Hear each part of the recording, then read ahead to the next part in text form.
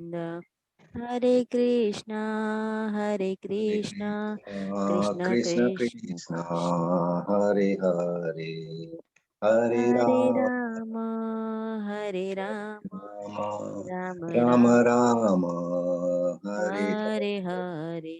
हरे कृष्ण। हरे कृष्ण हरे हरे कृष्ण माता जी, धन्यवाद माता जी। हरे कृष्ण जी, राजेंद्र प्रभु, धन्यवाद राजेंद्र प्रभु।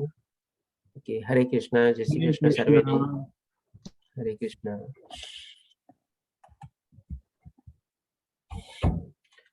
તો આજે આપણે શરૂ કરીએ શ્રીમદ ભગવદ ગીતાનો 18 અધ્યાયમાંથી 15મો અધ્યાય, જેનું નામ છે પૂર્ણ પુરુષોત્તમ યોગ અથવા તો સર્વોચ્ચ વ્યક્તિ યોગ. આ અધ્યાય બહુ નાનો છે પણ બહુ સરસ અધ્યાય છે. ફક્ત 20 શ્લોક છે. જેમ 12મા અધ્યાય ભક્તિ યોગમાં 20 શ્લોક હતા, આ અધ્યાયમાં પણ 20 શ્લોક છે. હવે આ અધ્યાય શરૂ કરતા પહેલા આપણે છે ને એક બે ચીજની કલ્પના કરવાની છે આપણે, અથવા તો ઇમેજિનેશન કરવાનું છે. અને એક જાતનું આપણે આપણા મનની અંદરમાં એવું એક દ્રશ્ય પ્રગટાવવાનું છે. તો સૌપ્રથમ છે આપણે જેમ કે આપણે રણમાં જઈએ અથવા ડેઝર્ટમાં જઈએ, તો જ્યારે બહાર તડકો ને બધું હોય અને આપણે માની લો આપણે એમાં કેમલ રાઈડ નહીં લેતા હોય, એટલે ઊંટ ઉપર સવારી લેતા હોય અને રણમાં ફરતા હોય અને એવી રીતે, તો જ્યારે તડકો નહીં પડતો હોય તો તડકોને એક એટલો સરસ મજાનો એક સોનેરી ટાઈપનું આમ આપણને દૂરથી લાગે. રણમાં બેઠા બેઠા જ્યારે આપણે હોઈએ ત્યારે આપણને લાગે કે ત્યાં આમાં પાણી છે, અથવા તો એક આપણને પાણીનું ખાબોચિયું જેવું કે નાનું તળાવ જેવું કે એવું કંઈક આપણને દેખાય. તો આપણે શું કરીએ, પાસે જઈને જોવા જઈએ. આપણે જાણીએ છીએ કે રણમાં નોર્મલી આવું પાણીનું દેખાય નહીં, તેમ છતાં બી આપણને એવો ભ્રમ થાય અને એ ભ્રમ થઈને આપણે એના તરફ આકર્ષિત થઈએ, આપણે એના તરફ મોહિત થઈએ કે વાહ, રણમાં આટલું સરસ પાણીનું ખાબોચિયું અથવા આટલું પાણીનો કુંડાળો જોવા મળે છે. જઈને જો. હવે ત્યાં જઈને જોઈએ તો આપણે તો બસ ચાલતા જઈએ પણ એવું નામનું કઈ આપણને દેખાય જ નહીં. તો હવે આવી જ રીતે એક છે ને બીજી કલ્પના કરવાની છે કે ભાઈ આપણે છે ને એક અશ્વત્થ એટલે કે આંબાનું માની લો ઝાડ છે. હવે એ ઝાડને નોર્મલી શું હોય, બધાના મૂળિયા નીચે હોય, એનું થડ, ડાળીઓ, પાંદડા ને બધું ઉપરની તરફ વિકસે અને ચારે તરફ ઉપરની તરફ ફેલાતું જાય. એવી રીતે હોય. પણ નોર્મલી શું છે, આપણે ઉલટું વૃક્ષનું જો કલ્પના કરીએ કે જેનું મૂળિયા ઉપર હોય અને ડાળીઓ, પાંદડા ને બધું નીચેની તરફ ફેલાય અને ઉપરની તરફ બી એના મૂળિયા બધા જતા હોય. તો આ રીતે આપણે કલ્પના કરવાની છે એવા વૃક્ષની. તો હવે નોર્મલી શું છે, આપણે જેમ કે રણમાં જઈએ તો ત્યાં તો આપણને આવી ઘણી વાર આપણે જે કલ્પના કરતા હોઈએ એવું આપણને મહેસૂસ બી થાય અને આપણને ખબર પડી જાય કે આ મારો આભાસ હતો અથવા આવી ટાઈપનું આ રિએક્શન હતું. તો એ રીતે આપણે સમજી જઈએ. પણ હવે આવી ટાઈપનું ઉલટું વૃક્ષ જો કલ્પનું હોય આપણે, તો શું કરવું પડે? આપણે જેમ કે છે ને માની લો એક આપણી આગળ નદી કે એવું કંઈક હોય અને એક ઝાડની એની પાસે હોય, એ ઝાડના નીચે આપણે ઊભા હોઈએ. હવે એ નદી ને બધી બહુ મોટી હોય, માની લો ઝાડ એટલું મોટું છે, તો હવે એનું છે ને પ્રતિબિંબ પડે આપણે પાણીમાં. તો હવે પાણી એટલું ચોખ્ખું હોય તો એનો પ્રતિબિંબ સરસ રીતે પડે. હવે પ્રતિબિંબમાં આપણે જયારે જોઈએ ને તો આપણને એ જ આખું જે વૃક્ષની નીચે આપણે ઉભા હોઈએ એ વૃક્ષ આપણને આખું ઉલટું થયેલું દેખાય કે ભાઈ એમાં મૂળિયા ઉપરની તરફ હોય, આપણી પણ ઉપરની તરફ હોય અને નીચેની તરફ થડ, ડાળીઓ ને પાંદડા ને બધું આવી રીતે દેખાય આપણને. તો આવી ટાઈપની એક આપણે કલ્પના કરવાની છે, ઇમેજિનેશન કરવાનું છે. કારણ કે આ અધ્યાય શરૂ થશે જેમાં ભગવાન શ્રી કૃષ્ણ પહેલા શ્લોકમાં જ આપણને આ એક આપણનું વૃક્ષ આપણને કલ્પવાનું કહેશે. તો હવે આપણે શરૂ કરીએ 15મા અધ્યાયમાં. શ્રી કૃષ્ણ પહેલા શ્લોકમાં શું કહે છે? આ શ્લોક પણ ભગવાન શ્રી કૃષ્ણના દ્વારા શરૂ થાય છે, નહીં કે કોઈ અર્જુનના પ્રશ્ન દ્વારા. તો પહેલા શ્લોકમાં ભગવાન શ્રી કૃષ્ણ કહે છે, પૂર્ણ પુરુષોત્તમ પરમેશ્વર બોલ્યા, એમ કહેવાય છે કે શાશ્વત અશ્વત્થ વૃક્ષ છે. એટલે એકચ્યુઅલમાં છે નહીં. એટલા માટે ભગવાન શ્રી કૃષ્ણ પણ શું કહે છે, એમ કહેવાય છે કે એક શાશ્વત અશ્વત્થ વૃક્ષ છે. અશ્વત્થ વૃક્ષ એટલે કે આપણે આંબાનું કે એવું ટાઈપનું વૃક્ષ, મોટું ઝાડને આપણે કલ્પી શકીએ, જેના મૂળ ઉપરની તરફ છે અને શાખાઓ નીચેની તરફ છે તથા પાંદડા વેદ મંત્રો છે. હવે ભગવાન શ્રી કૃષ્ણ આપણને આમાં બીજી કલ્પના શું કરવાનું કહે છે કે જે વૃક્ષના બધા પાંદડા જે છે એ વેદોના એક એક મંત્રને બધાને રિપ્રેઝેન્ટ કરે છે. પછી આગળને આપણને કહે છે કે જે મનુષ્ય આ વૃક્ષને જાણી લે છે તે વેદોનો જ્ઞાતા થઈ જાય છે. એટલે કે જે મનુષ્ય આ ઉલટા ટાઈપના જે વૃક્ષ છે એને જાણી લઈએ તો એ ઓલરેડી જેને વેદ ને બધાનું જ્ઞાન મેળવેલું હોય એનો પણ એ જ્ઞાતા થઈ જાય છે. એ રીતે ભગવાન શ્રી કૃષ્ણ અહીંયા આપણને સંભળાવે છે, સમજવાની કોશિશ કરે છે. તો હવે આપણે જોઈએ ભગવાન શ્રી કૃષ્ણ આગળ ઓર હજી આને કેવી રીતે કહે છે. આ રીતે એક આપણે એવું ઉલટું વૃક્ષ કલ્પવાનું છે. માની લો અહીંયા આપણે ઊભા છીએ, આપણે અહીંયા જેમ કે રાધા કૃષ્ણજીનો ફોટો છે, સામે એક મોટી નદીની છે, અથવા તો આપણે એને ભવસાગર રીતે બી લઈ શકીએ. અને પછી ત્યાં આપણે આખું ઉલટું વૃક્ષ છે કે જેમાં આપણે આ બધું જોઈ શકીએ છીએ કે પાંદડીઓ, ડાળિયા અને બધું જે છે નીચેની તરફ જઈ રહી છે. હવે આ જે વચ્ચે જે આપણે જે નદી અથવા જે ભવસાગર જે છે એ પણ શું છે, આપણે આ ભૌતિક દુનિયા જેને કહીએ છીએ આપણે એને રિપ્રેઝન્ટ કરે છે. અને ભૌતિક દુનિયા શેની ભરેલી છે? તો કે બધી આવી ઈચ્છાઓ અને કામ દ્વારા આપણે ભરેલી હોય છે. અને આપણે આ જે ભવસાગરને પાર કરીને આપણા જે મૂળિયા જે છે એટલે કે ભગવાન શ્રી કૃષ્ણ તરફ આપણે પહોંચવાનું છે. એના માટે આપણે કન્ટિન્યુઅસ આપણે પ્રયાસ કરવાના છે. તો આ રીતે આપણને ઉલટું વૃક્ષ ભગવાનનું કલ્પવાનું કે છે. હવે આ ઉલટા વૃક્ષમાં શું છે, આપણે જેમ કે ઉપરથી આપણે નીચે આવ્યા છીએ, એટલે કે આપણે ઊંધે માથે અત્યારે આપણે આમ કલ્પી શકીએ કે આપણે આ વૃક્ષમાં લટકેલા છીએ. આપણે કન્ટિન્યુઅસલી કંઈક ને કંઈક આ બધામાં મોહ માયા ઝાડમાં ફસાઈ જઈએ છીએ અને ઊંધા માથાની જેમ લટકેલા હોય, આપણા પગ ઉપર હોય અને માથું નીચે હોય, એના જેવી આપણી હાલત છે. તો હવે આના પછી આપણે એ જે ટાઈપનું પિક્ચર આવશે કે જે આપણને વર્ણવશે કે આપણે આપણી સ્થિતિ આવી છે. આપણે શું ઉપરથી આપણે પડ્યા છે આ ભૌતિક યોગમાં, એટલે કે કંઈક ને કંઈક એવા કર્મ કર્યા છે, સારા કર્મ બી કર્યા છે, એટલા માટે જ મનુષ્ય જન્મ મળ્યો છે. અને ડેફિનેટલી કંઈક ને કંઈક એવા ખરાબ કર્મ બી કર્યા છે જેથી આપણી મુક્તિ નથી થઈ અને આ જન્મ મૃત્યુ જરા વ્યાધિમાં આપણે અટકાયેલા છીએ, ઊંધા માથે આપણે આમાં પડેલા છીએ. અને આ ટાઈપનું એક આપણે ઉલટું વૃક્ષ છે ભગવાન શ્રી કૃષ્ણ આપણને કલ્પવાનું કે છે, એ ટાઈપનું એક વૃક્ષ છે જેમાં આપણે આવી રીતે એને ઊંધું છે, જેમાં મૂળિયા ઉપર છે અને ડાળીઓ અને પાંદડાને બધું નીચેની તરફ આપણે કલ્પવાનું છે. અને આ જે છે આપણે આ ભૌતિક દુનિયા જે આ જે ભગવાનનું ધામ છે, અહીંયાથી આપણે નીચે આવેલા છીએ અને આપણે પાછું આપણા ભગવાનના ધામ પાસે જ જવાનું છે. કારણ કે આપણું પોતાનું ધામ, સાચું ધામ ઈ જ છે, આત્માનું ધામ છે ઈ જ છે, પરમાત્માનો જે અંશ છે. આપણે આત્માને આપણે પરમાત્માના ઘરે પહોંચાડવાનું છે. તો આ જે છે આપણી ભૌતિક દુનિયા એક ટાઈપનું બ્રિજ છે. આપણે આ બ્રિજ પાર કરી, ભવસાગરને પાર કરી અને આપણે બેક ટુ ગોડ હેડ એટલે કે ભગવાન શ્રી કૃષ્ણ પાસે આપણે પહોંચવાની કોશિશ કરવાની છે. એ જ આપણને ભગવાન શ્રી કૃષ્ણ આમાં સમજાવશે આ અધ્યાયમાં કે આપણું જે જીવનનું લક્ષ્ય છે એ ભગવતની પ્રાપ્તિ છે. એના સિવાય બીજું કોઈ આપણું જીવનનું લક્ષ્ય નથી. નહીં તો અધરવાઇઝ આપણે આ જન્મ મૃત્યુ જરા વ્યાધિના ચક્કરમાં વારે ઘડીએ આમાં ફસાતા જ રહેશું. આપણે આમાંથી મુક્તિ થવાના રસ્તા પછી બહુ ઓછા રહેશે. તો હવે પછી ભગવાન શ્રી કૃષ્ણ બીજા શ્લોકમાં કહે છે, આ વૃક્ષની શાખાઓ નીચે અને ઉપરની તરફ વિસ્તરે છે. ડેફિનેટલી વૃક્ષ જે છે બધી તરફ ચારો તરફ વિસ્તરતું હોય એવી રીતે આ વૃક્ષ નીચે ને ઉપરની તરફ વિસ્તરે છે. ભૌતિક પ્રકૃતિના 3 પ્રકારના ગુણો દ્વારા પોષણ પામે છે. એટલે આપણે ગઈકાલે જે ગુણોત્તર વિભાગ્યો લીધો હતો એમાં આપણે જાણ્યું હતું કે સત્વગુણ, રજોગુણ, તમોગુણ એમ 3 ગુણ હોય છે. અને ભગવાન શ્રી કૃષ્ણ જે કહે છે એ પ્રમાણે ભૌતિક પ્રકૃતિના 3 ગુણો દ્વારા આ આપણે વૃક્ષનું પોષણ થાય છે. એટલે જેમ આપણે સમજ્યું હતું ને કે ઇન્સ્ટોલ્ડ સોફ્ટવેર છે, જેમ આપણે મોબાઈલ અને લેપટોપનો એક્ઝામ્પલ લીધો હતો, એ મોબાઈલમાં અને લેપટોપમાં જો સોફ્ટવેર ડાઉનલોડેડ ન હોય તો આપણને કંઈ કામના નહીં. તેવી જ રીતે આ ભૌતિક દુનિયામાં 3 ગુણો દ્વારા એ પ્રકૃતિ પોષિત થઈ રહી છે અથવા એને પોષણ મળી રહ્યું છે અને એ આગળ વધી રહી છે અને પરિવર્તનશીલ છે. તો આ રીતે ભગવાન શ્રી કૃષ્ણ આપણને સમજાવે છે કે 3 ગુણો દ્વારા એનું પોષણ થાય છે. તેની ડાળખીઓ ઇન્દ્રિયોના વિષયો છે. હવે એની ડાળખીઓ શું છે? ઇન્દ્રિયોના વિષયો. એટલે આપણને શું છે, નાના રકમની બધી ઈચ્છાઓ થતી રહે છે. એટલે કે એક વૃક્ષ હોય તેમાં કેટલી બધી ડાળીઓ, એક ડાળી નીકળે એમાંથી પછી 10 ડાળી નીકળે, પાછી એક ડાળી 10 ડાળી નીકળી હોય એમાંથી પાછી બીજી થોડી ડાળીઓ નીકળે. એટલે ડાળીઓ નીકળતી જાય, ફેલાતી જાય અને વિસ્તરતી જાય એવી રીતે હોય. તો એવી જ રીતે ભગવાન શ્રી કૃષ્ણ કહે છે આપણા ઇન્દ્રિયના વિષયો જે છે, એટલે જે મોહ માયા અને આકર્ષણ બધા છે એ એન્ડલેસ છે, કન્ટિન્યુઅસ. આજે એક ઈચ્છા થઈ, એ પૂરી ન થઈ ત્યાં બીજી થઈ, બીજી હજી પૂરી ન થઈ ત્યાં પછી ત્રીજી ઈચ્છા થઈ, અને ત્રીજી હજી પૂરી ન થઈ ત્યાં પછી ચોથી, પાંચમી, છઠ્ઠી ઈચ્છા બી આપણી ઉપજી ગઈ. કારણ કે હવે આપણે એમાંથી બી બ્રાન્ચમાંથી સબ બ્રાન્ચેસ ને બધું નીકળતું જાય. જેમ ડાળીઓમાંથી બી એક ડાળી નીકળી, મેઇન ડાળી, એમાંથી પછી અલગ અલગ ડાળી નીકળી, એ અલગ અલગ ડાળીમાંથી પાછી બીજી 2-4 ડાળીઓ નીકળી. એવી રીતે પણ ભગવાન શ્રી કૃષ્ણ આપણને કહે છે કે તેની ડાળખીઓ ઇન્દ્રિયોના વિષયો છે. એટલે કન્ટિન્યુઅસ આપણી ઇન્દ્રિયોના આપણે એમાં કંઈક ને કંઈક એમાં આપણે ઉલઝેલા જ રહીએ છીએ. આ વૃક્ષના મૂળ નીચે પણ જાય છે, એટલે કે આ વૃક્ષના જે મૂળ જે છે એ નીચેની તરફ બી જાય છે. ઘણીવાર આપણે શું જોઈએ છીએ કે ભાઈ એક ઝાડ આખું ઊભું હોય અને એની ડાળી આખી ઉપરથી લઈને પાછી નીચે આવે અને એ જ નીચેમાં જમીનમાં કૂચી જાય અને એમાંથી પાછું બીજું વૃક્ષ બી ઊભું થઈ જાય. તો એ રીતે બી અહીંયા ભગવાન શ્રી કૃષ્ણ આપણને સમજાવે છે કે આ વૃક્ષના મૂળ નીચે પણ જાય છે. હવે આમાં નીચેના મૂળનો આપણે શું સમજવાનું છે કે ભાઈ આપણે નીચે પાતાળ લોક બી જે છે, જે આપણે 14 લોક સમજ્યા હતા, એટલે કે આપણે ઉચ્ચતર લોકમાં ન જઈ શકીએ તો આપણે નીચેતર લોકમાં જે આપણી આત્માની અધોગતિ થાય છે એ ભગવાન શ્રી કૃષ્ણ અહીંયા સૂચવે છે આપણને કે આ વૃક્ષ નીચે પણ જાય છે. એટલે કે આપણને આપણી જો અધોગતિ થાય આપણી આત્માની, તો કદાચ આપણને પશુઓનીમાં જન્મ તો ન મળે, કદાચ એનાથી બી નીચે આપણે ગતિ થઈ શકે. આ રીતે ભગવાન આપણને સૂચવે છે. અને પછી કહે છે અને તે માનવ સમાજના સકામ કર્મોથી બંધાયેલા છે.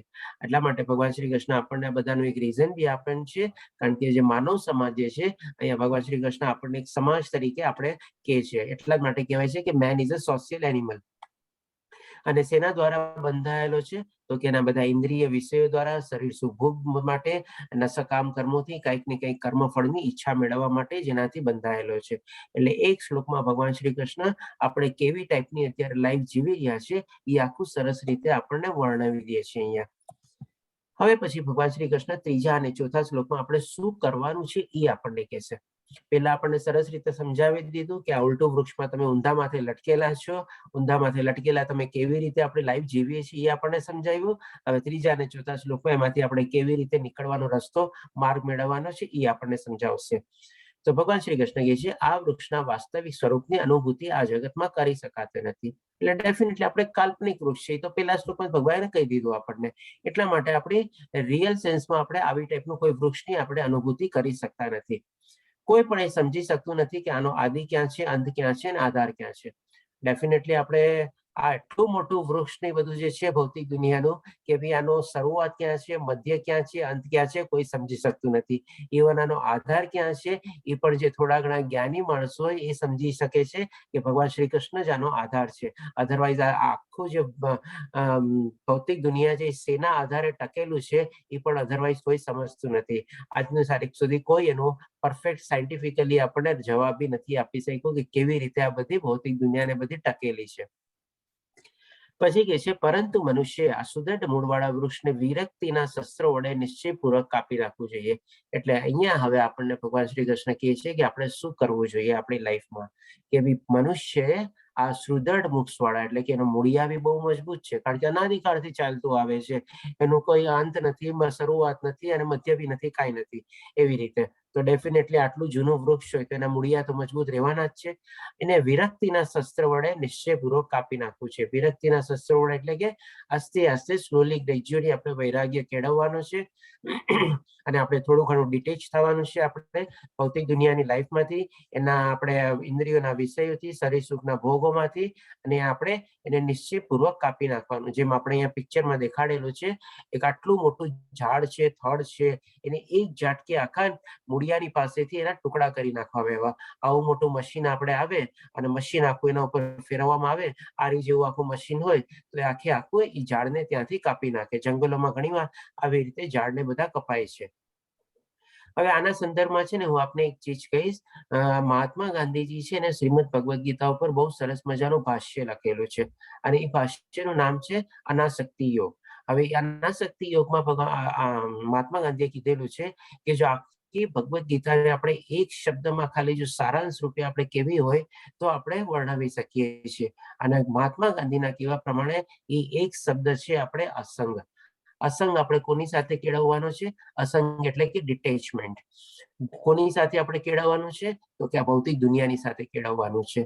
અને કેવી રીતે કેળવવાનું છે? તો કે આપણા ઇન્દ્રિય વિષયો, શરીર સુખો, એ બધાના ભોગોમાંથી આપણે આસ્તે આસ્તે આસ્તે પોતાના મનને વાળી એમાંથી આપણે અલિપ્ત થવાનું છે, એનાથી અળગું થવાનું છે, અને એનાથી આપણે વિરક્ત થઈને આપણે અલગ રીતે કરવાનું છે અને ભગવાનની ભક્તિમાં પરાયણ થવાનું છે. તો આ મહાત્મા ગાંધીએ બહુ સરસ રીતે લખેલું છે.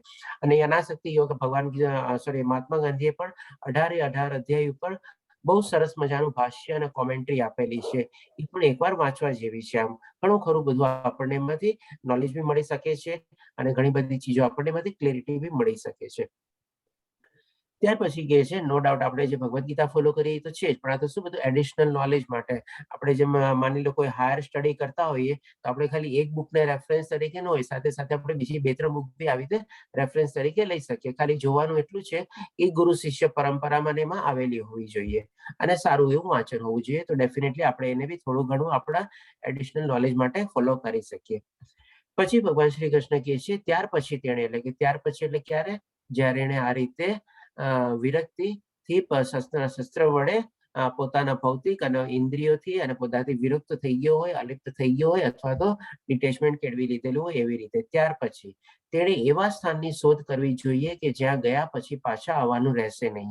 અને ત્યાં તેણે પૂર્ણ પુરુષોત્તમ પરમેશ્વરનું શરણ લેવું જોઈએ કે જેમનાથી અનાદિકાળથી દરેક વસ્તુનો આરંભ થાય છે અને તે જ વિસ્તાર પણ થાય છે. એટલે કે હવે અહીંયા ભગવાન શ્રી કૃષ્ણ છે ને આપણને આપણા જીવનનું લક્ષ્ય શોધવાનું કહે છે કે આપણે આપણા જીવનનું લક્ષ્ય શું છે એ આપણે શોધવું જોઈએ. સૌથી પહેલા તો આપણને કીધું કે આપણે ડિટેચમેન્ટ કેળવવાનું છે, એટલે જ્યાં સુધી ન કેળવી શકીએ, આપણે આપણા ઇન્દ્રિય સુખ અને શરીર સુખ ભોગોમાંથી ત્રિગુણી માયાથી આપણે પર ન થઈએ ત્યાં સુધી આપણે ડિટેચમેન્ટ આપણે સંપૂર્ણ રીતે કેળવાય નહીં, ત્યાં સુધી આપણે સ્થાનને શોધી બી નથી શકતા. એટલા માટે ભગવાન શ્રી કૃષ્ણ આપણને કહે છે કે ત્યાર પછી, એટલે કે પેલા બધી જે પ્રિલિમિનરી રિક્વાયરમેન્ટ છે એ આપણે કમ્પ્લીટ કરી લીધી હોય ત્યાર પછી આપણે એવા સ્થાનની શોધ કરવાની છે કે જ્યાં ગયા પછી આપણે પાછા અહીંયા આવવાની જરૂર નથી, એટલે કે ભવસાગર આપણે તરી ગયા, ફરીથી આપણે જન્મ મૃત્યુ જરા વ્યાધિ ચક્રમાં ફસાવાની જરૂર રહેતી નથી. તો આ રીતે ભગવાન શ્રી કૃષ્ણ આપણને આ શ્લોકમાં આપણા જીવનનું લક્ષ્ય શું છે એના તરફ આપણને નિર્દેશ કરે છે, એના તરફ આપણને દોરે છે કે કેવી રીતે આપણે જીવનનું લક્ષ્ય શોધવું જોઈએ અને એના તરફ આગળ વધવાની આપણે કોશિશ કરવી જોઈએ. હવે ડેફિનેટલી આપણે શું છે કે ભાઈ આજે જેમ કે ક્યાંય બી રહેતા કરતા હોઈએ તો ઘણીવાર આપણે શું છે કે ભાઈ એક એરિયામાંથી બીજા એરિયામાં આપણું ઘર શિફ્ટ કરીએ કે એક સિટીમાંથી બીજા સિટીમાં આપણે શિફ્ટ કરીએ, ક્યારેક જોબ આપણો ચેન્જ થાય એટલા માટે હોય, ક્યારેક બીજી કોઈ એવી રિક્વાયરમેન્ટ હોય, ક્યારેક આપણે દેશ બી બદલવો પડે. તો આ રીતે કરીએ તો આપણે ક્યાંય બી જાતા હોઈએ તો એની પહેલા શું છે આપણે એને બધું થોડુંક એનાલિસિસ ને બધું કરી લઈએ, સર્ચ કરી લઈએ કે ભાઈ હું જે ઘર લેવા જાઉં છું એ કેવી રીતે છે, ત્યાંથી ટ્રાન્સપોર્ટેશન બધી ફેસિલિટીઝ કેવી છે, મારું ઓફિસ કેટલી દૂર છે, છોકરાઓની સ્કૂલ કોલેજ કેટલી દૂર છે, વાઇફ માટે આપણે બધી માર્કેટ પ્લેસ ને બધી કેટલી દૂર છે, શોપિંગ પ્લાઝા કેટલા દૂર છે, એન્ટરટેનમેન્ટ કેટલું સેન્ટર દૂર છે, આ બધું ચીજ આપણે સર્ચ કરતા હોઈએ. તો હવે ડેફિનેટલી આપણે આપણા જીવનમાં બી આપણે જે ધામમાં પહોંચવાનું છે, જેની આપણે શોધ કરવાની છે, તો એના માટે બી તો આપણે થોડું ઘણું સર્ચ કરવું જોઈએ. તો હવે આ જે આપણા સ્લાઇડમાં છે આમાં આપણે થોડું ઘણું આપણે એ પ્રમાણે સર્ચ કરેલું છે કે જેમાં આપણને ફરક જાણવા મળશે કે આપણે આધ્યાત્મિક વિશ્વમાં જ્યાં આપણે પહોંચવાનું છે, જે આપણું અસલી ધામ છે, અને આ જે ભૌતિક જગતમાં આપણે જ્યાં રહીએ છીએ જ્યાંથી આપણે સ્થળાંતર કરવાનું છે અથવા પરમાનન્ટલી આપણે ત્યાં પહોંચવાની કોશિશ કરવાની છે આધ્યાત્મિક વિશ્વમાં, તો એના વિશે બી થોડું ઘણું જાણીએ. તો સૌ પ્રથમ આધ્યાત્મિક વિશ્વ છે કાયમી છે, એ ટેમ્પરરી નથી. ત્યારે ભૌતિક જગત શું છે આપણને દેખાય છે બધું, કારણ કે આધ્યાત્મિક વિશ્વ છે અલૌકિક છે, એ આપણને દેખાતું નથી, આપણે એને ખાલી અનુભવવાનું છે અથવા મહેસૂસ કરવાનું છે, કારણ કે આપણે એના બારેમાં સાંભળ્યું છે, કારણ કે જે પણ ત્યાં ગયો છે ત્યાંથી પછી નીચે આવ્યો નથી અને ત્યાં જ રહી ગયો છે, અને એટલે મુક્તિ અને મોક્ષ થઈ ગઈ છે.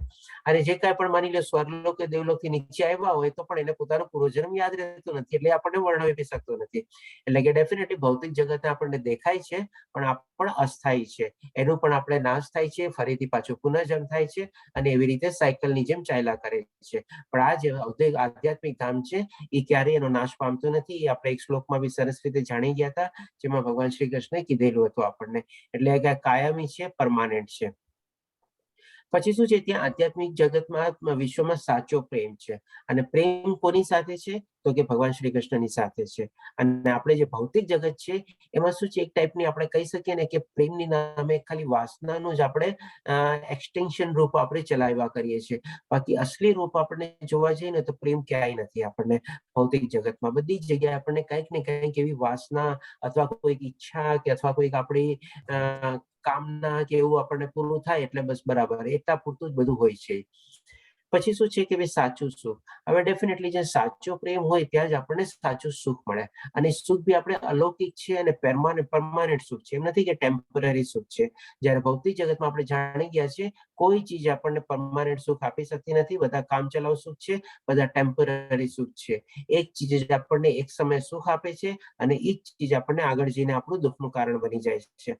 અને ડેફિનેટલી કંઈક ને કંઈક નવી ચીજ આપણને મેળવવાની ઈચ્છા રહેતી હોય છે, એટલે આપણા કંઈક ને કંઈક આપણા સુખ દુઃખનું કારણ ઓલ્ટરનેટ રીતે ચાલ્યા કરે છે. અને ડેફિનેટલી આધ્યાત્મિક વિશ્વમાં આપણા સંબંધો બધા છે ને સાચા સંબંધો હોય છે, કારણ કે ત્યાં પ્રેમ બી સાચો હોય છે અને સુખ બી સાચું હોય છે.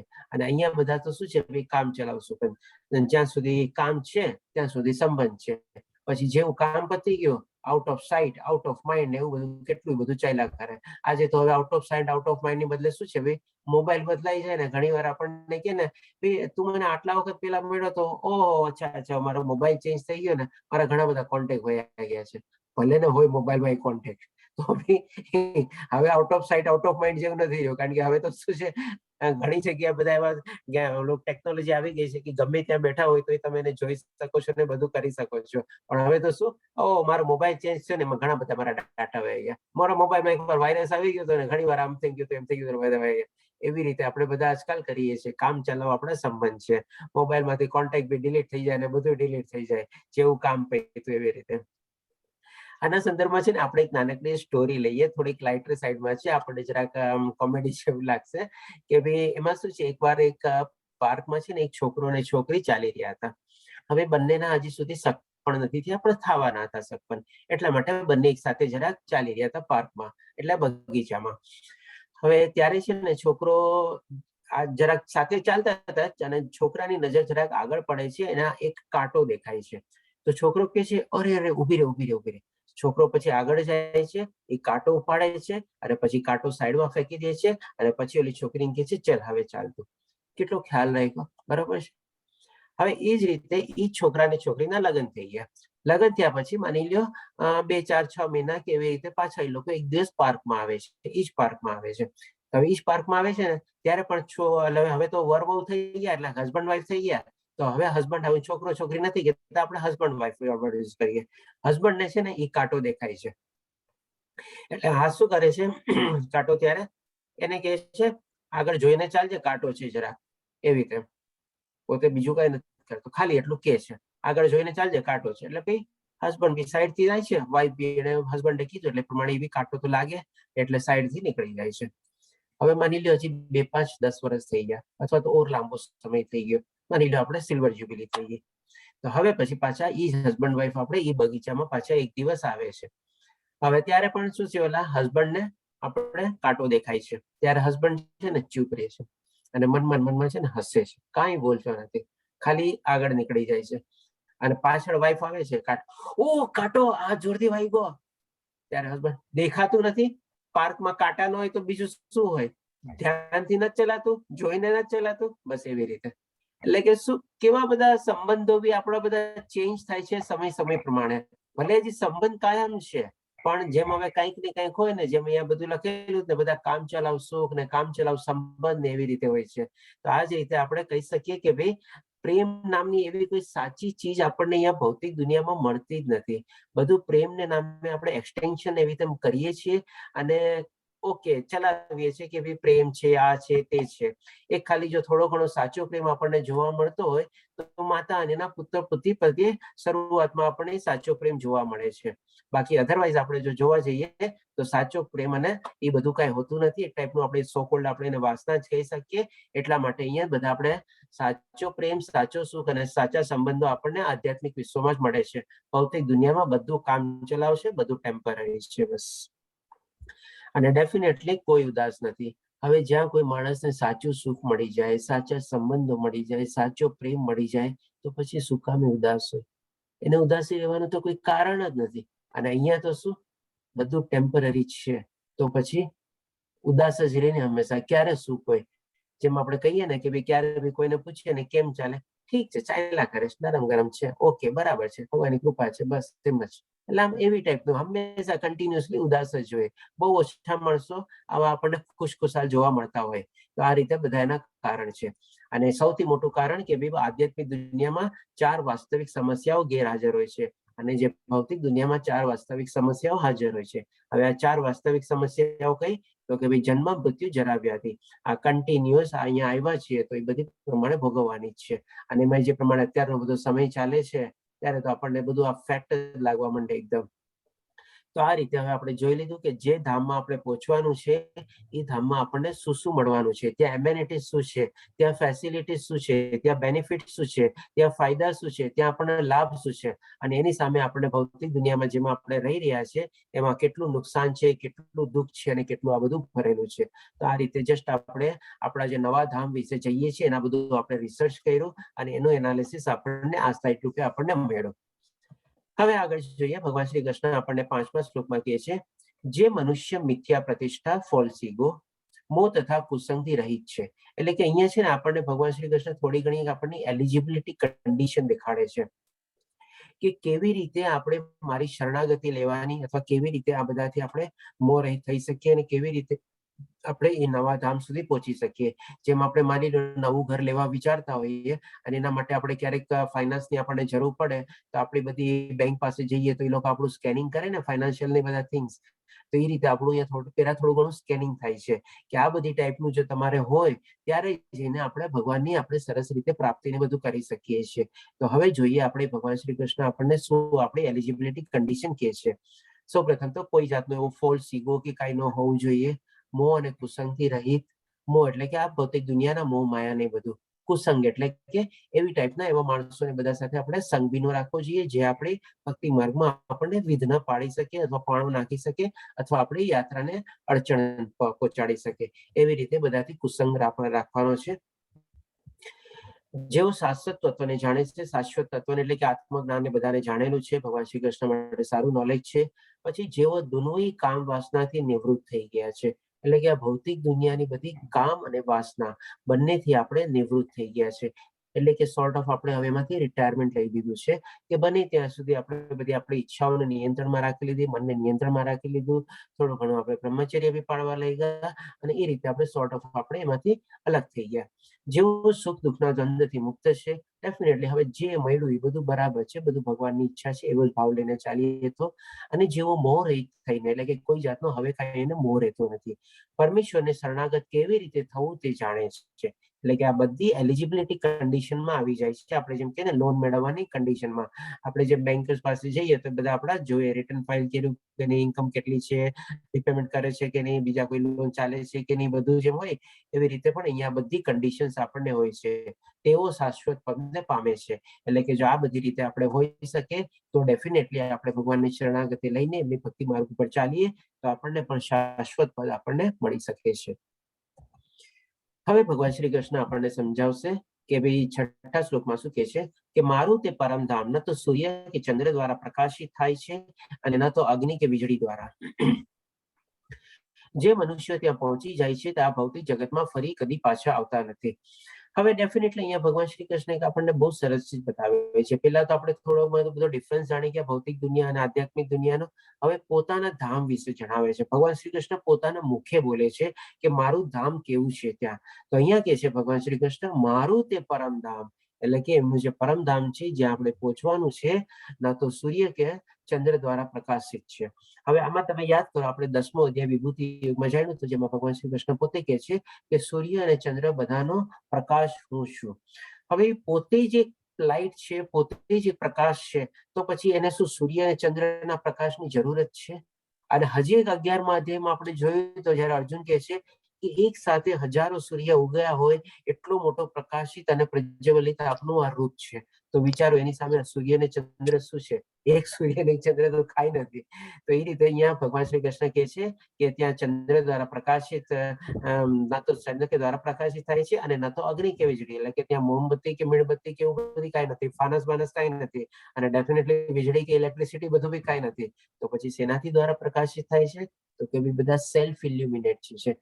ત્યાં જે બધી આત્માઓ જે છે, બધી દિવ્ય આત્માઓ છે, પરમાત્માઓ છે, બધા જે છે એને પોતાનો જે પ્રકાશ છે જેનાથી દ્વારા બધા પ્રજ્વલિત છે. અને ગયા અધ્યાયનો બી છેલ્લો શ્લોક યાદ કરો, જેમાં ભગવાન શ્રી કૃષ્ણે આપણને કીધું હતું કે દરેકના હૃદયમાં અવસ્થિત છું અને એને દ્વારા એ આખા દેહને હું પ્રકાશિત અથવા જ્ઞાન દ્વારા એને ઇલ્યુમિનેટેડ અથવા લાઇટનિંગ આપે છે. તો હવે આપણા શરીરમાં જો એક આત્માનો જે આટલો ઝીણો છે, આપણને જે દેખાતો બી નથી, એ જો આપણા આખા શરીરને પ્રકાશિત કરી શકતો હોય જ્ઞાનની જ્યોત દ્વારા, તો પછી ત્યાં તો બધી જે દિવ્ય અને બધી આત્માઓ રહે છે, તો એને તો પછી આ વીજળી ને અગ્નિ ને બધાની તો કઈ જરૂર છે જ નહીં. એ બધે પોતે સેલ્ફ ઇલ્યુમિનેટેડ છે, બધે પોતે સ્વયં પ્રકાશિત છે. એ રીતે ભગવાન શ્રી કૃષ્ણ આપણને સમજાવે છે. પછી કે છે જે મનુષ્ય ત્યાં પહોંચી જાય છે તેઓ આ ભૌતિક જગતમાં ફરી કદી પાછી આવતા નથી. ડેફિનેટલી કોણ આવે? કોઈ મૂર્ખો હોય જ આવે ને, કોઈ ન આવે એવી રીતે. તો હવે પછી ભગવાન શ્રી કૃષ્ણ આપણને કહે છે 7મા શ્લોકમાં, આ બધા જગતમાં બધા જીવો મારા સનાતન અંશો છે, પણ બધા જીવનના કારણે તેઓ બધી 6 ઇન્દ્રિયોથી કઠોર સંઘર્ષ કરી રહ્યા છે, જેમાં મન પણ સમાવેશ થાય છે. 6 ઇન્દ્રિય એટલે આપણે જ્ઞાનેન્દ્રિયો, ઇન્દ્રિયોના વિષયો અને પ્લસ આપણું મન. હવે આ શ્લોકમાં આપણે કહીએ ને તો ભગવાનનો છે ને એક આપણા પ્રતિ પ્રેમ અથવા તો આપણે સદભાવના અથવા તો કહી શકીએ ને એક લાગણી છલકાય છે આપણા પ્રત્યે, દરેક મનુષ્ય જીવ પ્રત્યે. આના સંદર્ભમાં પહેલા એક આપણે નાનકડો એક્ઝામ્પલ લઈ લઈએ. જે હોય એનો બાળક હોય, પુત્ર કે પુત્રી નાનો હોય, કેટલી સરસ સાર સંભાળ લેતું હોય, બધું કરતું હોય, એના માટે ખાવા પીવાનું બધું કરે, એને મનગમતા બધા પકવાન બનાવે, એના મનગમતા કપડા લઈ દે, બધું એના ટાઈમનું ખ્યાલ રાખે, બધું કેવું સરસ રીતે બધું ખ્યાલ રાખતી હોય માતા. હવે એના પ્રત્યે એવો કોઈ સ્વાર્થ નથી હોતો, બધું નિસ્વાર્થ પ્રેમ છે. આ બધું એકદમ ઓટોમેટિકલી હૃદયમાંથી જ બધો પ્રેમ છલકાતો હોય છે અને માતા પણ ખુશી ખુશી બધું એના બાળક માટે બધું કરતી હોય છે. પછી જેમ બાળક મોટું થાય અને જે મોટું થાય એની એક્ટિવિટીઝમાં અને બધામાં એમાં ઇન્વોલ્વ થઈ જાય, થોડું ઘણું પછી માની ઓર મોટું થયું, જ્યારે એના લગ્ન થયા, પોતે ભણી ગણીને લાઈને લાગ્યો અને કન્ટિન્યુઅસ પછી ભૌતિક પ્રકૃતિ સાથે, દુનિયા સાથે સ્ટ્રગલ કરવા લાગ્યો. કંઈક ને કંઈક ઈચ્છાઓ, વધારે પૈસા કમાવા માટે, આના કરવા માટે, તે કરવા માટે. ત્યારે પણ શું માતા ઘણી વાર એને કહેતી હોય, બેટા કલાક દે પછી અને મ્યુટ કરી દઉં છું. પ્લીઝ આપ સૌ બધાને મ્યુટ કરી દેજો, જરા ડિસ્ટર્બ ન થાય.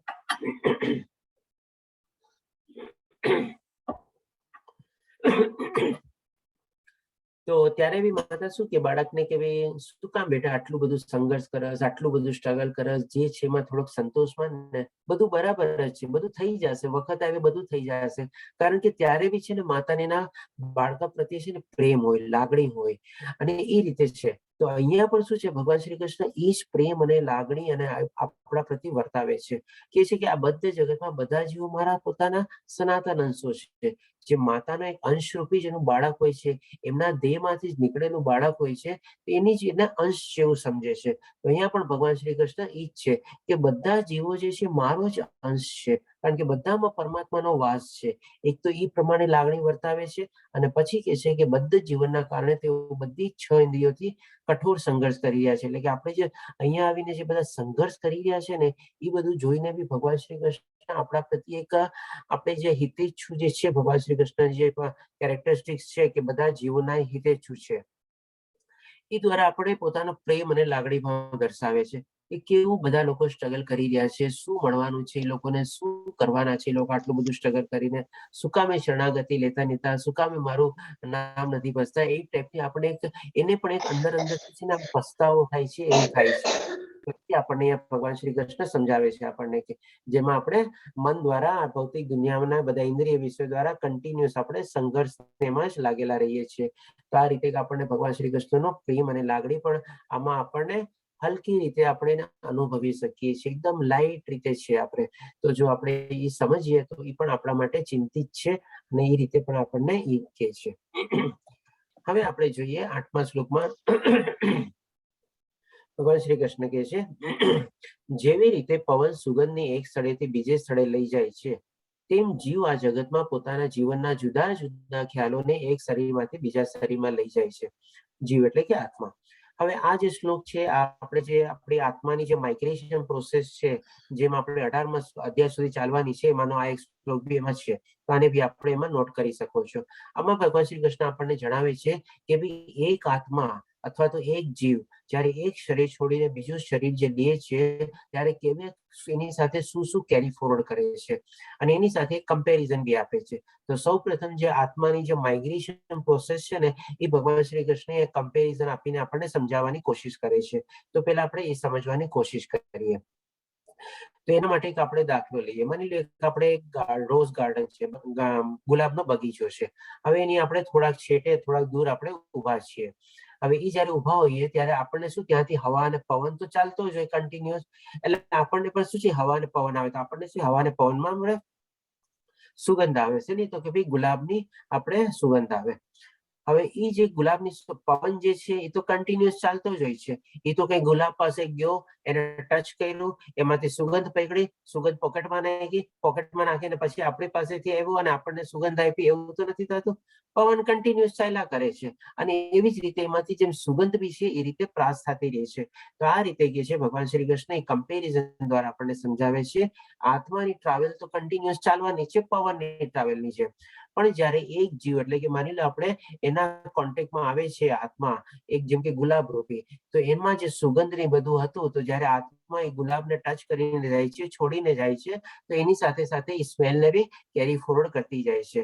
તો એવી જ રીતે આપણી આત્મા બી જયારે આપણા શરીરના સંદર્ભમાં આવી છે અને આ શરીર જયારે આપણે છોડી દેશું તો એની સાથે જેમ ગુલાબની સુગંધની જેમ કેરી ફોરવર્ડ કરે છે, તો આપણામાંથી બી શું શું કેરી ફોરવર્ડ કરવાની છે એ ભગવાન શ્રી કૃષ્ણ આપણને સમજાવે છે. કે શું સમજાવે છે, કે શું લઈને જાય છે, તો કે ભાઈ જીવનના જુદા જુદા ખ્યાલો. એટલે કે આપણે 8મા અધ્યાયમાં આપણે જોઈ લીધું કે ભાઈ મરતી વેળા આપણે કેવા કેવા ખ્યાલ હોઈએ, કેવા કેવા આપણું મનસ્થિતિ હોય, ક્યાં ક્યાં આપણો જીવ અટકાયેલો હોય, તેવી આપણને દશા મળે છે આગલા જન્મમાં. તો ડેફિનેટલી આ શ્લોક બી એના સંદર્ભમાં આપણે કનેક્ટ કરશું તો ઘણું બધું ક્લિયર થઈ જશે. એટલે એવા એવા ખ્યાલો, એવા એવા આપણા વિચારો, એવા એવા આપણા પછી ગયા શ્લોકો વિભાગમાં આપણે જોઈ ગયા હતા, ભગવાન શ્રી કૃષ્ણ આપણને કીધું હતું જે ગુણમાં એ મૃત્યુ પામે છે એવા ગુણ પ્રમાણેનો આગલો જન્મ થાય છે. તો આ બધી ચીજ પણ એ ખ્યાલોમાં આવી ગઈ. ખ્યાલોમાં આપણે આપણા શું ગુણ આવ્યા, આપણો સ્વભાવ આવ્યો, આપણું મન ક્યાં અટકેલું હતું એ એવું, મનસ્થિતિ આપણે છેલ્લી મોમેન્ટે, અને છેલ્લી મોમેન્ટમાં જો આપણે ભગવાનનું નામ લીધેલું હોય તેવી ગતિ બી આપણને ભગવાન શ્રી કૃષ્ણ પ્રાપ્ત થાય એ પ્રમાણે સૂચવે છે. અને પ્લસ ડેફિનેટલી આપણા કર્મો બી બધા કેરી ફોરવર્ડ થાય છે. તો આ રીતે ભગવાન શ્રી કૃષ્ણ આપણને સરસ રીતે સમજાવે છે કે કેવી કેવી રીતે આપણા બધે આત્મા કેરી ફોરવર્ડ કરે છે બીજા શરીરમાં જ્યારે ટ્રાન્સફર થાય છે ત્યારે. આ પ્રમાણે તે એક શરીરને ધારણ કરે છે અને પછી તેને ત્યાગીને બીજું શરીર ગ્રહણ કરે છે. હવે બીજું શરીર કેવું ગ્રહણ કરે છે ને એ પણ ભગવાન શ્રી કૃષ્ણ આપણને આવતા શ્લોકમાં બહુ સરસ રીતે સમજાવશે. એટલે કે આ શ્લોકમાં ભગવાન શ્રી કૃષ્ણ આપણને કહે છે આ પ્રમાણે, એટલે કે આખી જે પ્રોસેસ સમજાવી દીધી, સરસ મજાની કમ્પેરિઝન બી આપણને સમજાવી દીધી કે ભાઈ પવનની જેમ સુગંધ કેરી ફોરવર્ડ થાય છે એવી રીતે. આ પ્રમાણે જીવ બીજું સ્થૂળ શરીર ધારણ કરીને અમુક પ્રકારના કાન, આંખ, જીભ, નાક તથા સ્પર્શેન્દ્રિય પ્રાપ્ત કરે છે કે જે મનની આસપાસ જૂથમાં એકત્ર હોય છે. હવે આ શ્લોકને બી આપણે જો સરસ રીતે સમજીએ, આમાં ભગવાન શ્રી કૃષ્ણ કહે છે કે જીવ એને બધી સાથે કેરી ફોરવર્ડ તો કરી લીધું, હવે આગલો જન્મ એને શું મળવાનો છે ને એ પણ અહીંયા આપણને ઇન્ડાયરેક્ટલી કહે છે આપણને કે શું છે કે ભાઈ બીજું સ્થૂળ શરીર એટલે કે બીજું શરીર ધારણ કરે. અહીંયા ભગવાન શ્રી કૃષ્ણ સ્થૂળ શરીર કે છે. અહીંયા ભગવાન શ્રી કૃષ્ણ ક્યાંય એમ નથી કહેતા કે મનુષ્ય શરીર કે પ્રાણી શરીર કે આ શરીર કે કાંઈ. એટલે કે એ હવે આપણા ખ્યાલો, કર્મો, ભાવો એ પ્રમાણે આપણું આગલા જન્મમાં આપણને ક્યાં જન્મ આપણે મળી શકે એ ડિસાઈડ થાય છે.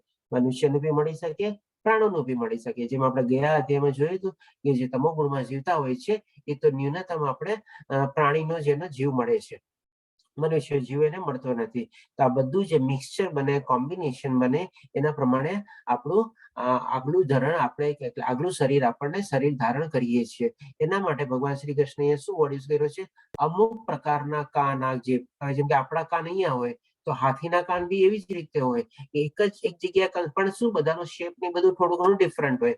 એટલા માટે કહે છે કે અમુક પ્રકારના કાન, આંખ, જીભ તથા સ્પર્શેન્દ્રિયો પ્રાપ્ત કરે છે. અને આ બધું જે મનની આસપાસના જૂથમાં જ એકત્ર થયેલું છે.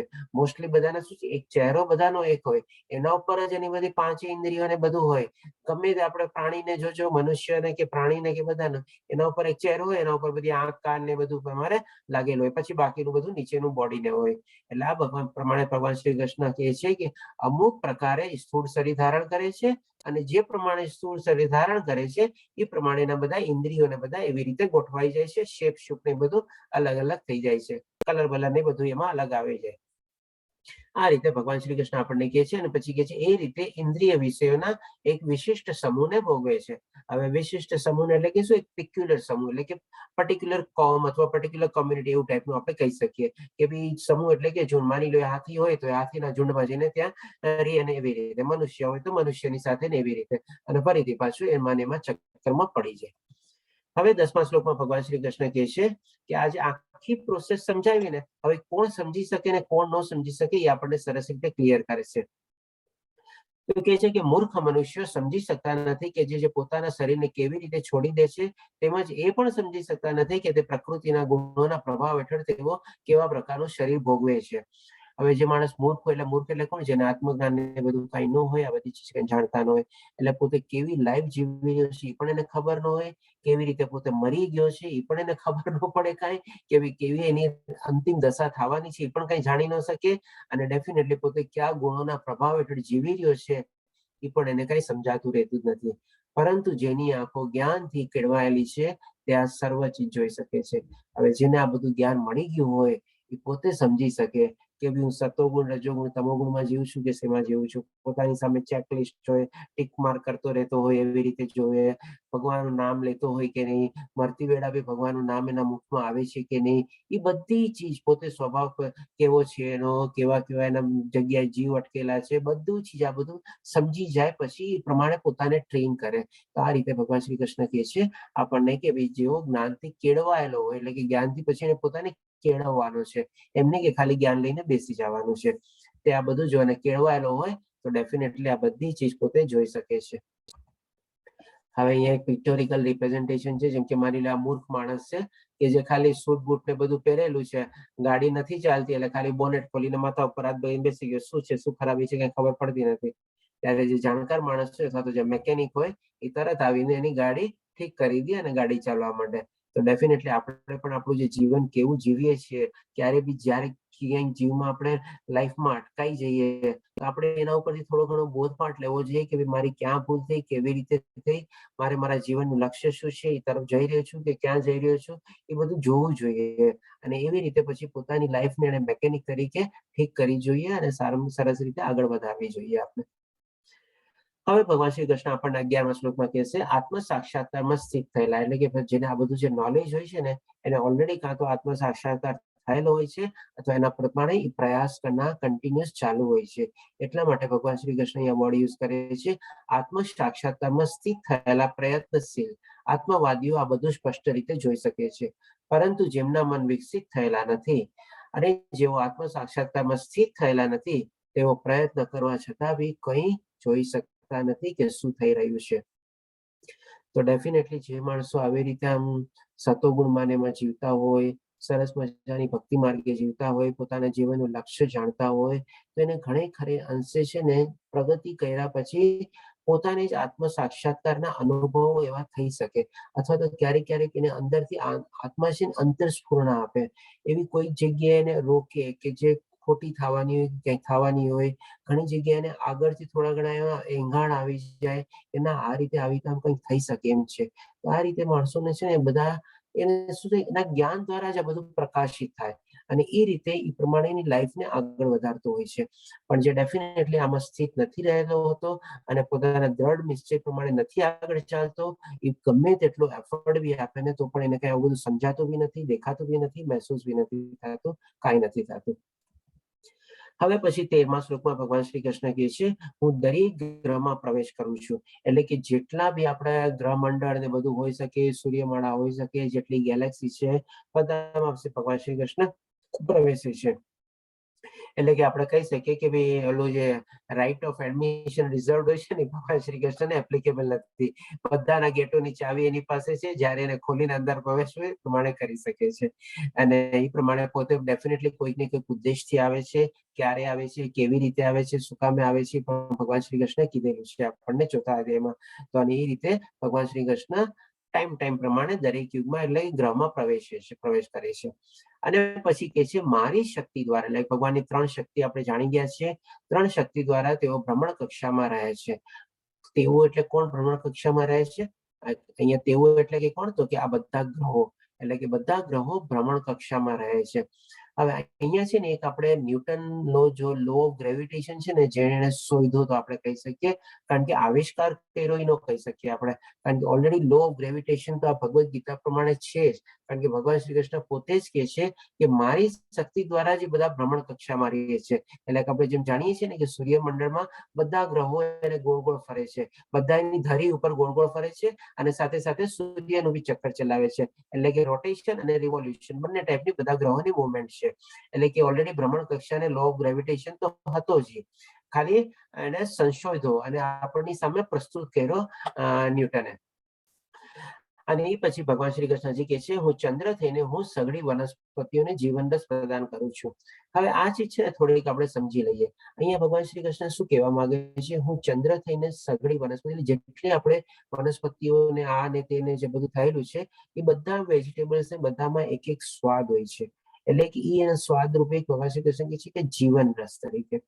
હવે આમાં જો કોઈને થોડું ઘણું કંઈક રિસર્ચ કે નોલેજ કંઈક હશે ને તો કદાચ એને કદાચ ખબર હશે.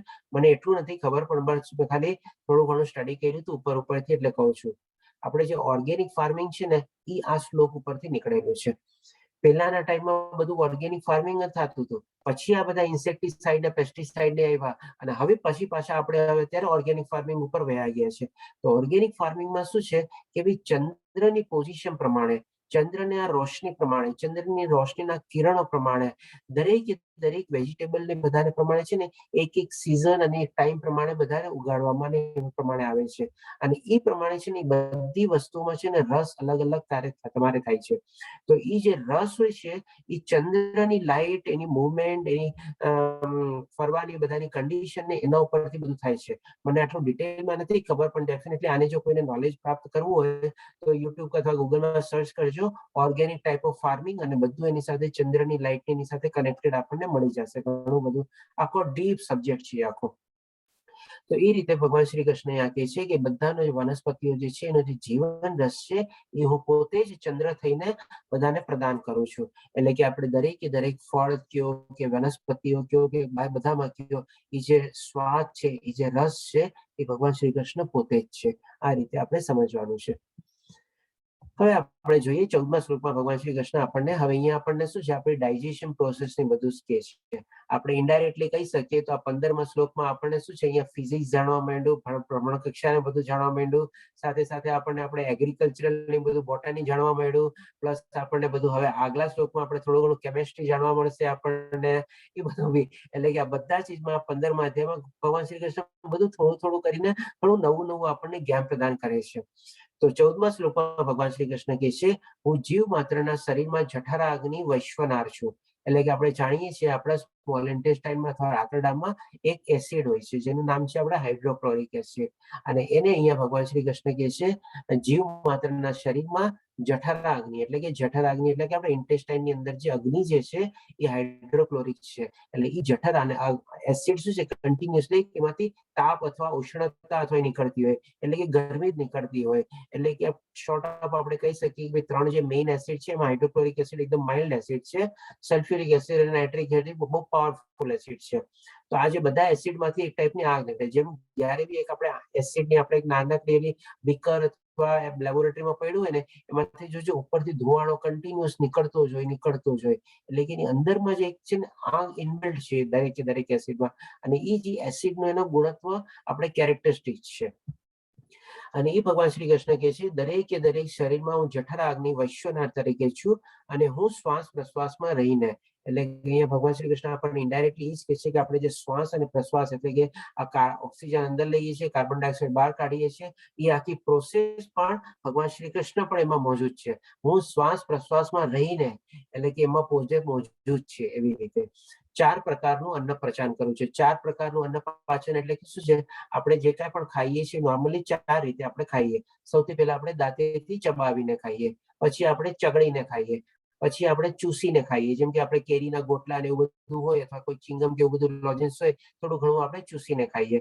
અને એક આપણે શું આખી ગળી જઈએ, જેમ કે દવાની ટીકડી કે કંઈક હોય તો આપણે ગળી જઈએ આખી. એટલે કે આ 4 રીતે આપણે આપણા બધા ફૂડનું આપણે અંદર ગ્રહણ કરીએ છીએ. અને એ પ્રમાણે ભગવાન શ્રી કૃષ્ણ કહે છે 4 પ્રકારના અન્નનું પાચન કરું છું. એટલે કે એકવાર અંદર તો વયું ગયું, હવે અંદર ગયા પછી શું થવાનું છે? તો કે જે પાચન ક્રિયા જે થાય છે એ પણ ભગવાન શ્રી કૃષ્ણ પોતે કહે છે કે હું પાચન કરું છું. અને શેના દ્વારા કરે છે? તો કે આ જઠરાગ્નિ દ્વારા. અને એના આપણે કન્ટિન્યુઅસલી આપણે ડાયજેશન સિસ્ટમ બી ચાલે છે. તો આમાં બી તમે જોજો આપણને કેટલું બધું સરસ આપણને આખું જે છે આપણી શરીરની આખી ડાયજેસ્ટિવ સિસ્ટમ આપણને ભગવાન શ્રી કૃષ્ણ એક શ્લોકમાં સરસ રીતે અહીંયા ક્લિયર કરી દે છે. કારણ કે ખાધા પીધા પછી ડાયજેસ્ટ થવું જોઈએ. તો આ રીતે ભગવાન શ્રી કૃષ્ણ આપણને આ શ્લોકમાં ક્લિયર કરે છે. હવે 15મા શ્લોકમાં ભગવાન શ્રી કૃષ્ણ કહે છે હું દરેક જીવના હૃદયમાં રહેલો છું. બરાબર છે, આપણે જાણી ગયા છે સરસ રીતે. અને મારાથી સ્મૃતિ, ક્રાંત તથા વિસ્મૃતિ આવે છે. હવે આ ચીજમાં બી આપણે બહુ સરસ સમજવાની છે. આમાં ભગવાન શ્રી કૃષ્ણ શું કહે છે? મારાથી જ સ્મૃતિ. સ્મૃતિ એટલે કે ચાલો મેમોરી ને આપણે બધા જાણીએ છીએ આપણી અંદર બ્રેઇન છે, બ્રેઇનની અંદર આપણે જે યાદ રાખીએ બધું મેમોરાઇઝ થઈ જાય છે. જ્ઞાન એટલે કે નોલેજ, બધી અલગ અલગ રીતે આપણે નોલેજ મેળવીએ છીએ, પુસ્તક વાંચીને, સાંભળીને, જોઈને, એવી રીતે બધું કરીને. અને વિસ્મૃતિ એટલે કે વિસ્મૃતિ એટલે કે ભૂલાઈ જવું. હવે આજની તારીખમાં બી સાયન્સ આ ચીજને આપણે ડિસ્કવર નથી કરી શકી કે આપણે એક ચીજ એકવાર યાદ રાખી લીધી તો ભૂલી કેમ જઈએ છીએ. અને માની લો ભૂલી ગયા તો પછી સદાકાળ માટે કેમ નથી ભૂલી શકતા? પાછી કેમ યાદ પાછળને આવી જાય છે આપણને? તો આ પણ ભગવાન શ્રી કૃષ્ણ કહે છે મારાથી જ સ્મૃતિ, જ્ઞાન અને વિસ્મૃતિ આવે છે. એટલે કે ઘણી વાર એવું થાય આપણે કે ભાઈ આપણે, હું તમને મારો એક પોતાનો જ એક્ઝામ્પલ આપું લાઈફનો આપણે, કે ભાઈ જેમ કે અમે ઓફિસમાં શું છે મારે ચાર્ટર્ડ એકાઉન્ટન્સીની બધી એક્ઝામ ને બધું હોય ને, ઘણા લોકો છોકરા બધા અમારે અહીંયા ટ્રેનિંગ કરવાને આવતા હોય ઓફિસમાં. હવે એક્ઝામ ટાઈમે સારી એવી 3, 4, 6 મહિના સુધીની લીવ લે, પછી એક્ઝામ દઈને પછી આવે ને, સર ખબર નહીં 3 પેપર તો એકદમ બરાબર ગયા. એક પેપરમાં એવું શું થયું કે પેપર મારી સામે આવ્યું ને, મને લાગ્યું કે મેં કેટલું બધું એના ઉપર સ્ટડી કર્યું હતું, 2 મહિના મેં બધું વાંચ્યું હતું, બધા એસાઇનમેન્ટ સોલ્વ કર્યા હતા, બધા ક્વેશ્ચન સોલ્વ કર્યા હતા, પણ પેપર આવ્યું ને એકદમ આખો બ્લેન્ક થઈ ગયો, મને કઈ સમજાણું જ નહીં. બધું આમ જાણે કે આખું આ સબ્જેક્ટ જ આખો ભૂલી ગયો છે એવી રીતે. તો આ ક્યાંથી થયું? અહીંયા આના પર આપણને ખબર પડે કે ભાઈ મારાથી જ, એટલે કે ભગવાન શ્રી કૃષ્ણ દ્વારા જ આપણી વિસ્મૃતિ ને બધું થાય છે. પાછું એક્ઝામ ની બહાર આવ્યો, થોડી વાર પછી મને બધું યાદ આવ્યું, પણ એક્ઝામમાં કઈ લખી જ ન મને કઈ આવડું જ નહીં, ખબર નહીં મને 0 માર્ક મળશે કે નહીં, નેગેટિવ માર્ક મળશે. કારણ કે આજકાલ ઘણી બધી કોમ્પિટિટિવ એક્ઝામમાં નેગેટિવ માર્કિંગ બી હોય છે. તો એવી રીતે થાય છે. તો હવે આ ચીજ ઉપરથી છે ને આપણે થોડું ઘણું એક આપણે લર્નિંગ લેવાનું છે. આજે જેમ કે આપણે બાળકોને લોકોને કહેતા હોય ને કે ભાઈ આખું દી ભણ ભણ ભણ ને એવું બધું, એમાં બી થોડું ઘણું માની લો કે બીજું કઈ એક્ટિવિટી કરતા હોય ને તો બરાબર છે, એ રીતે બરાબર કરી શકે. પણ એની સાથે સાથે જો આપણે થોડું ઘણું એને આ બધા શ્લોકો દ્વારા એને સમજાવવાની કોશિશ કરીએ ને, અને થોડું ઘણું એને આધ્યાત્મિક જ્ઞાન ને આપીએ ને, તો હોઈ શકે આપણે ભગવાન શ્રી કૃષ્ણની એના ઉપર કૃપા થાય, ઓછું ભણીને બી છે ને વધારે માર્ક લાવી શકે. ઘણી વાર શું છે કે એને યાદ શક્તિ ને બધું સરસ રીતે યાદ રહી જાય ને બધું થાય, તો આ રીતે પણ એને બેનિફિટ થઈ શકે. Just to be on the other way round આપણે આ રીતે ડિસ્કસ કરી શકીએ. કારણ કે આ રીતે ભગવાન શ્રી કૃષ્ણ કહે છે કે મારાથી સ્મૃતિ, જ્ઞાન ને વિસ્મૃતિ આવે છે. તો ડેફિનેટલી જે બાળકોને થોડું ઘણું આધ્યાત્મિક જ્ઞાન હોય તો એ રીતે બી એનું સરસ રીતે બધું સરસ ભણી શકે, પોતાને માઇન્ડને નિયંત્રણમાં રાખી શકે, કંટ્રોલમાં રાખી શકે, ગુસ્સો ન આવે, સ્ટેબલ માઇન્ડ રહે, બધું કરી શકે. પછી કે છે કે સર્વ વેદો દ્વારા જાણવા યોગ્ય હું જ છું. એટલે બધા વેદોનો જે સબ્જેક્ટ મેટર છે એ કોણ છે? તો ભગવાન શ્રી કૃષ્ણ જ છે. એને વેદોને જાણીને કોને જાણવાના? તો કે ભગવાન શ્રી કૃષ્ણને જાણવાના છે. નિસંદેહ હું જ વેદોનું સંકલન કરતા છું અને સર્વ વેદોનો જ્ઞાતા પણ હું જ છું. એટલે કે બધા વેદોનો સંકલન કરતા એટલે કે પ્રોડ્યુસર પણ ભગવાન શ્રી કૃષ્ણ પોતે જ છે, અને એને જાણકાર પણ પોતે જ છે. જાણકાર હોય તો જ પ્રોડ્યુસર હોય, એવી રીતે.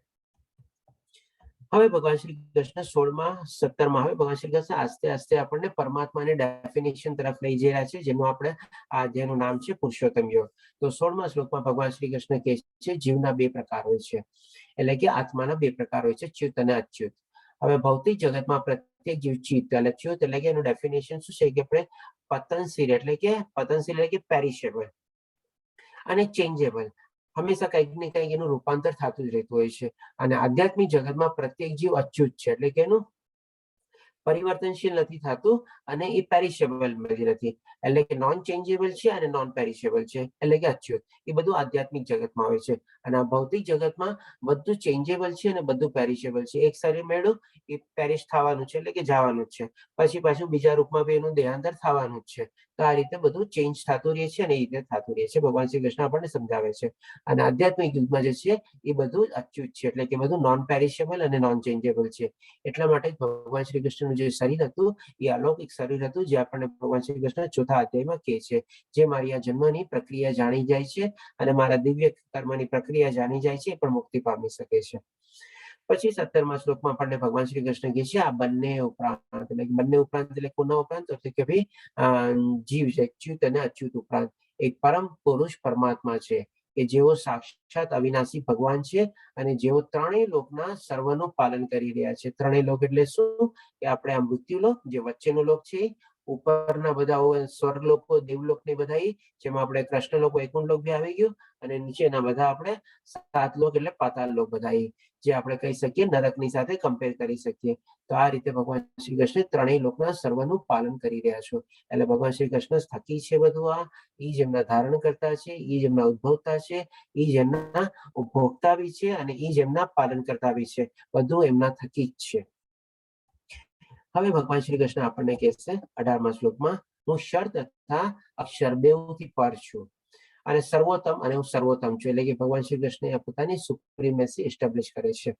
તે કારણે આ જગતમાં તથા વેદોમાં પરમ પુરુષ તરીકે પ્રખ્યાત છું. હવે અહીંયા પુરુષોત્તમ પરમેશ્વરની ડેફિનેશન આવી ગઈ, જે ભગવાન શ્રી કૃષ્ણ પોતાના મુખેથી આપી. કારણ કે શું ભગવાન શ્રી કૃષ્ણે કીધું કે બધાથી હું સર્વોત્તમ છું, બધાથી પર છું. એટલા માટે વેદોમાં એને પરમ પુરુષ અથવા તો પુરુષોત્તમ તરીકે પ્રખ્યાત છે અથવા જાણવામાં આવે છે. આ રીતે ભગવાન શ્રી કૃષ્ણ આપણને કહે છે, 18મા શ્લોકમાં સમજાવે છે કે હું પોતે પુરુષોત્તમ પરમેશ્વર છું.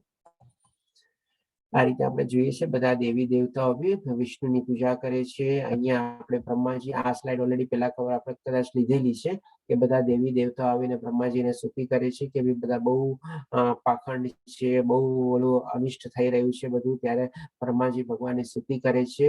અને આપણે મારા ખ્યાલથી આ સ્તુતિનું નામ બી લીધું હતું કે બ્રહ્માજીની સ્તુતિ, કુંતીની સ્તુતિ અને ભીષ્મની સ્તુતિ, બહુ સ્તુતિ પોપ્યુલર છે અને સરસ રીતે આપણે જોઈ બી શકો છો. અને તમને યુટ્યુબમાં બી મળી જશે. આ બધી ત્રણેય સ્તુતિ તમે ટાઈપ કરશો, બહુ સરસ મજાના એના ઉપર વિડીયો છે. કોઈ વિડીયો તો લગભગ અડધી પોણી કલાકના વિડીયો છે એના ઉપર. તો આ બી આપણે ભગવાન શ્રી કૃષ્ણની અથવા વિષ્ણુ રૂપની આપણે સ્તુતિ કરે છે. અને ત્યારે વિષ્ણુજી કહે છે કે હું આવીશ, આ રીતે અવતરીશ, ત્યારે બધાનો વિનાશ કરીશ. અને એવી જ રીતે એક દિવસ પાર્વતી માતા બી શંકર ભગવાનને પૂછે કે તમે તો દેવોના મહાદેવ તરીકે ઓળખાવો છો, તમે કેમ એમની પૂજા કરો છો?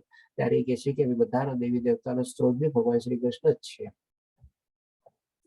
તો આ રીતે આપણે પછી 19મા શ્લોકમાં જોઈએ, જે કોઈ મનુષ્ય સંશય રહે.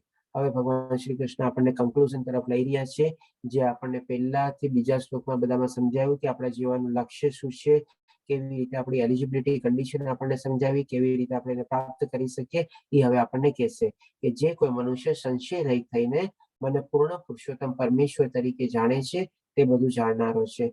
તો અહીંયા શું છે, ભગવાન શ્રી કૃષ્ણ એક વિશેષણ વાપરે છે, સંપૂર્ણ રીતે સંશય રહિત થઈને, એટલે કે કોઈ જાતનું ડાઉટ, કન્ફ્યુઝન, મનમાં કોઈ શંકા કુશંકા નહીં. ભગવાન આમ કેમ છે, એમ કેમ છે, ભગવાને આમ કેમ કર્યું, ભગવાને ઓમ કેમ ન કર્યું, બધું કોઈ જાતનું સંશય વગર અને મને પૂર્ણ પુરુષોત્તમ પરમેશ્વર તરીકે જાણે છે, તે જ બધું જાણનારો છે.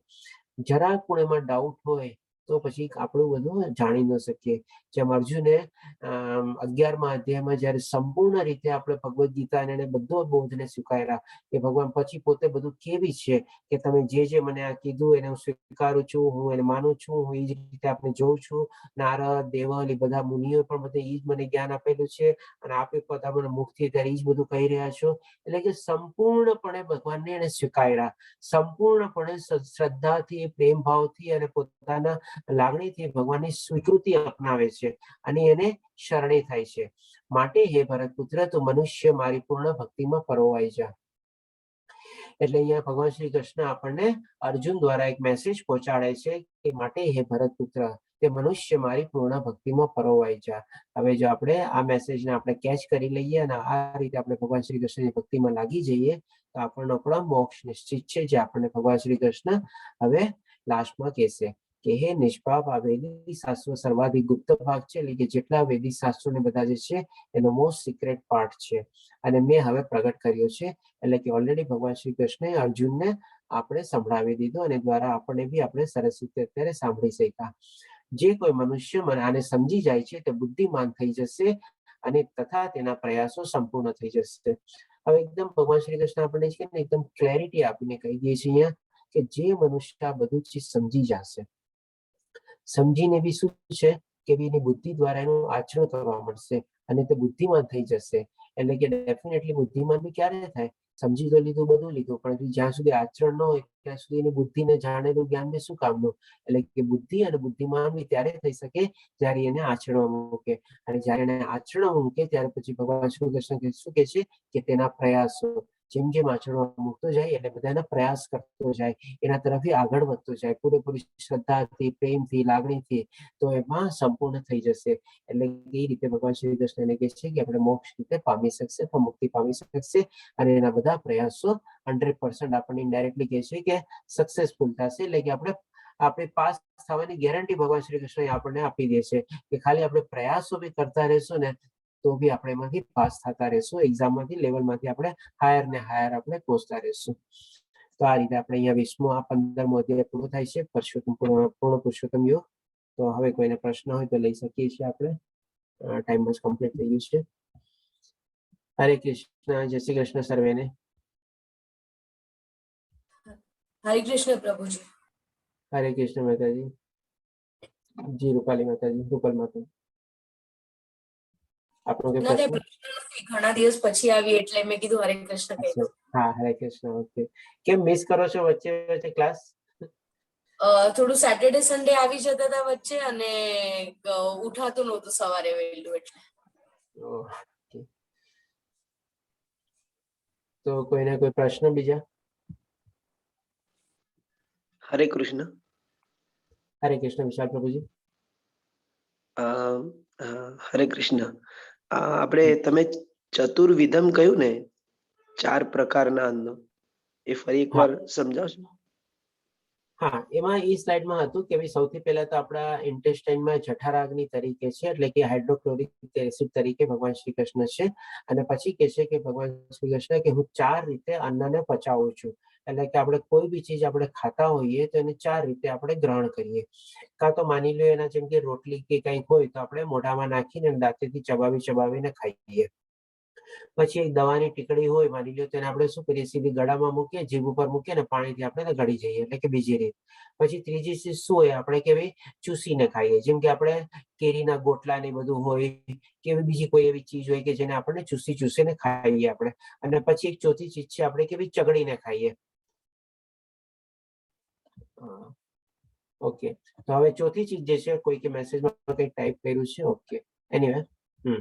તો હવે ચોથી ચીજ જે છે આપણે ચગડીને ખાઈએ, કે જેમ કે કોઈ પીપર ચોકલેટ કે કોઈ કાંઈક હોય તો આપણે આસે ચગડીને આસે મેલ્ટ થાય અને ખાઈતા રહીએ. તો આ રીતે 4 પ્રકારે આપણા અન્નને આપણે ગ્રહણ કરીએ છીએ, અને એ ગ્રહણ કર્યા પછી આપણે ભગવાન શ્રી કૃષ્ણ કહે છે એને હું પચાવું છું. એટલે કે પચાવું છું કેવી રીતે, તો કે ભાઈ આપણા જે ઇન્ટેસ્ટાઇનમાં જઠરાગ્નિ જે છે, હાઇડ્રોક્લોરિક એસિડ છે, એ આખી આપણી પાચન ક્રિયાને હેલ્પ કરે છે, અને એ આપણી આખી ડાયજેસ્ટિવ સિસ્ટમને કમ્પ્લીટ કરે છે. તો એ રીતે ભગવાન શ્રી કૃષ્ણ કહે છે કે આ રીતે હું દરેકના જઠર અગ્નિમાં મોજૂદ છું, અને 4 પ્રકારે ફૂડને ગ્રહણ કરું છું, અને પછી એને પચાવવાની ક્રિયા કમ્પ્લીટ કરાવું છું. આ રીતે ભગવાન શ્રી કૃષ્ણ આપણને સમજાવે છે. હરે કૃષ્ણ. ધન્યવાદ. હરે કૃષ્ણ. બીજા કોઈ પ્રશ્ન?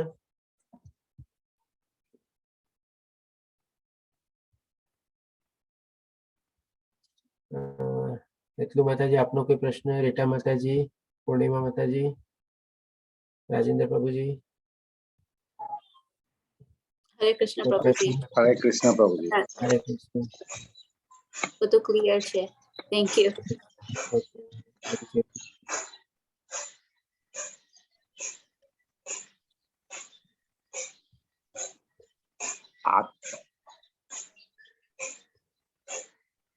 ચાલો, તો કોઈ પ્રશ્ન નથી તો કાલે આપણે લેશું અધ્યાય નંબર 16, દૈવાસુરી વિભાગ યોગ.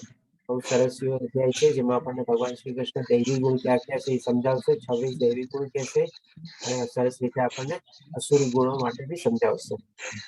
તો આપણે એને સમજવાની કોશિશ કરશું. મારી સાથે રહેજો અને આવતીકાલે રાજેન્દ્ર પ્રભુજી અને પૂર્ણિમા માતાજી પ્લીઝ આપણને શ્લોકા રીડિંગ લઈ લેજો. હા પ્રભુજી. હા પ્રભુજી. હરે ધન્યવાદ કૃષ્ણ. પ્રભુજી, ધન્યવાદ માતાજી. ચાલો તો હરે કૃષ્ણ, જય હરે શ્રી કૃષ્ણ. કૃષ્ણ, જય શ્રી કૃષ્ણ જય શ્રી પ્રભુજી. કૃષ્ણ. હરે કૃષ્ણ. કૃષ્ણ. હરે કૃષ્ણ.